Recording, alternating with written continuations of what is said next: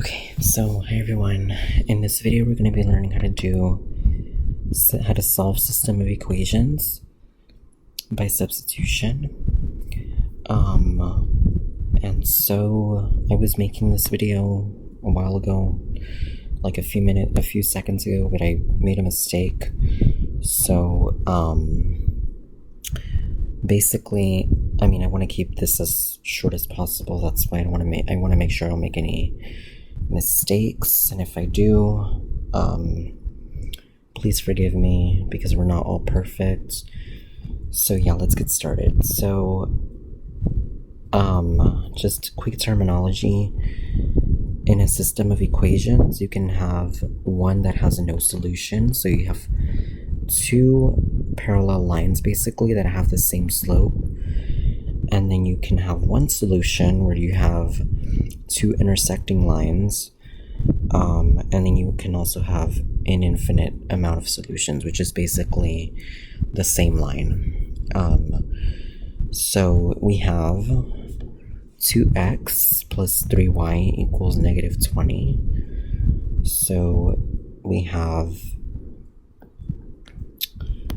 what we do first is we go ahead and solve for x or y. So we can say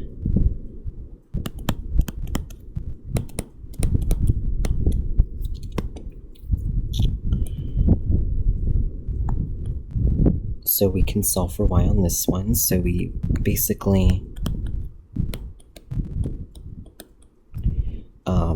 subtract by 2x on each side, and then we have 3y equals negative 2x minus 20. And then we divide by 3, and we have y equals negative 2/3 x minus 20 over 3. Or you can go ahead and say y equals negative 2x minus 20 all over 3. And then what you do after that, you go ahead and you put this into your other equation. So you can go ahead and say 3x. So we have 3x plus 4 times the quantity negative 2x minus 20 all over 3, and then is equal to negative 27. So the way that I would do this, basically, so we can say 3x, and then we can go ahead and distribute this part. So we can say minus 8x minus 40 over 3.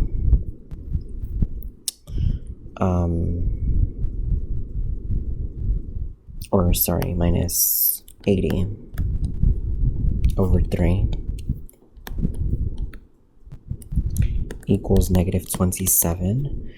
And then we go ahead and we can go ahead and subtract. This is where you really have to understand, like, your algebra. You have to do your algebra really well. So we say negative 8x minus 80 divided by 3 equals negative 3x minus 27. And then we go ahead and we multiply by 3 on each side. So we have negative 8x minus 80 equals 3 times negative 3x minus 27. And then we go ahead and do the distributive property again. So we go ahead and say negative 8x minus 80 equals negative 9x minus 81. So finally we have a system of, or a linear equation. So we go ahead, and if you don't want any negatives, you can do it two ways. You can add 8x on each side and have negative 80 equals negative x minus 81, or you can go ahead and add 9x. In this case, I'm going to add 9x to not have any negatives. So we have x minus 80 equals negative 81, and then we go ahead and add 80 on each side, and we get x equals negative 1. And then once you have that part, you can go ahead and plug this into your y. So we had y equals negative 2x minus 20 all over 3.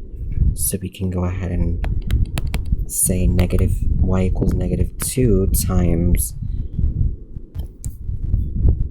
negative 1 minus 20 all over 3. So then we have 2 minus 20 all over 3. That's going to be negative 18 over 3.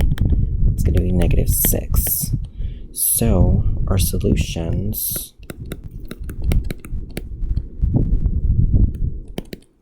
are x equals negative 1 and y equals negative 6. Okay, so we're gonna do another one. So we have, let's see, so we have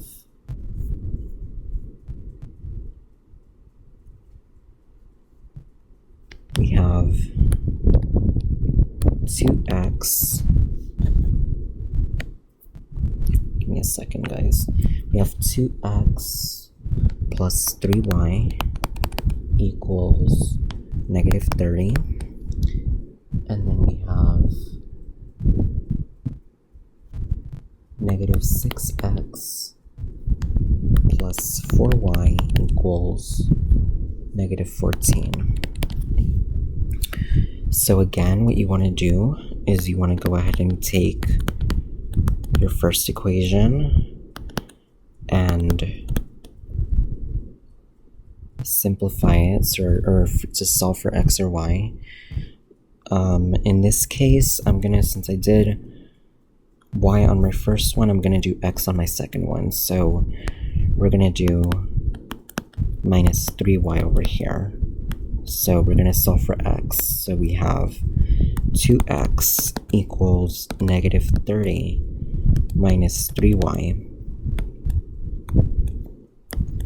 We're gonna solve for our x, and we have x equals negative 30 over 2 minus 3 over 2y.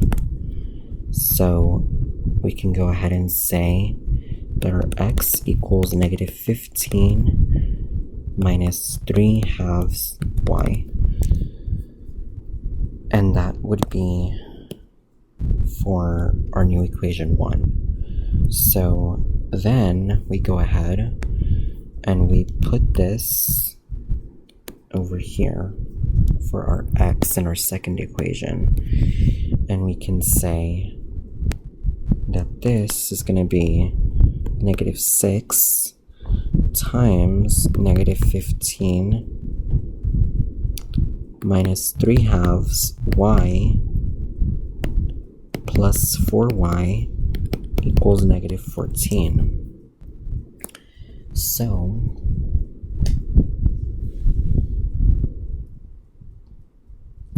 we do distributive property right here, and then we go ahead and say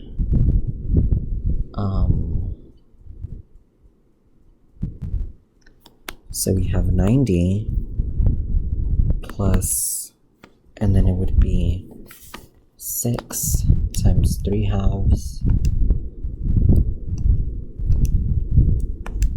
would be 9. So 90 plus 9y plus 4y equals negative 14.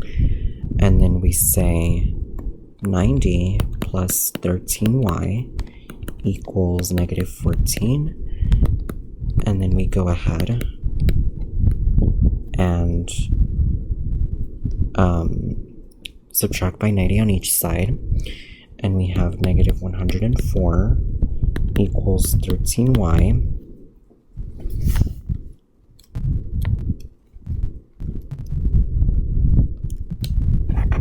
And then we go ahead and we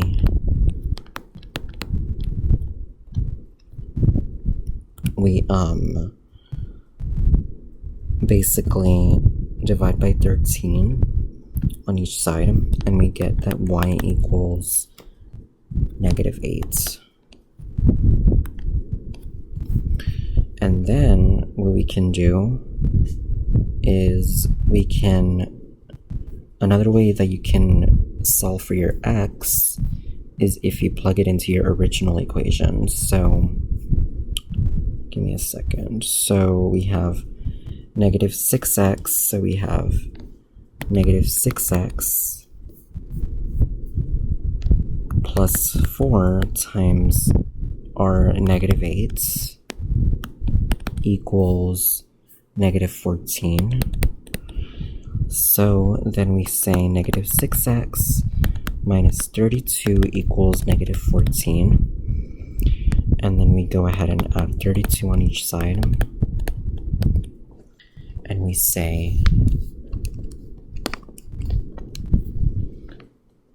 32 minus 14 is 18. And then we say negative 6x equals 18. And we get that x equals negative 3. So, for this one, our answer would be x equals negative 3 and y equals negative 8. And we have to put it as an ordered pair. And I know I didn't do that for the first one. I don't think I did. For this one, it would be negative 1, negative 6. Because some professors or some teachers ask for an ordered pair. So